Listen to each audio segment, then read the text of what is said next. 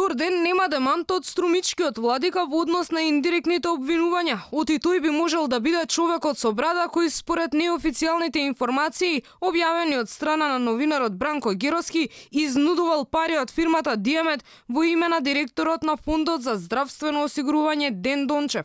Освен што не одговара на телефонските повици, не враќа ниту на SMS пораките упатени од Алфа, за да даде коментар во однос на шпекулациите за наводно рекетирање. Контактот на Струмичкиот владика Алфа го доби од службите на МПЦ. Оттаму пак не сакаат да коментираат за обвинувањата, оти не биле добро запознаени со случајот. Героски, кој првично објави за рекет, но и за овој случај, во гостување на Алфа рече оти свесно индиректно посочува со прст кон човек со брада, но одби да го изговори неговото име. Затоа, вели, и МПЦ и обвинителите знаат кого посочувам. Апсолутно сум свесен и како што гледам свесен е и владиката Тимоти, веројатно свесен и црковниот врв.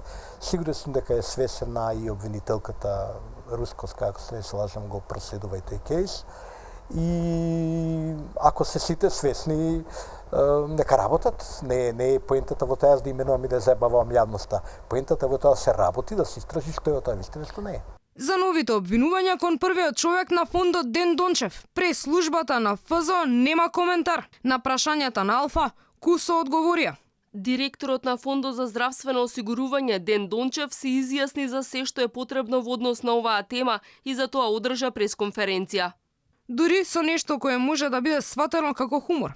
Пратија линк од истата, која започнува со прашањата на Алфа. Но тогаш во јавноста немаше обвинување кон директорот Дончев оти тој рекетирал. Па очигледно, првиот човек на фондот не смета дека е потребно да ги демантира најновите обвинувања упатени кон него.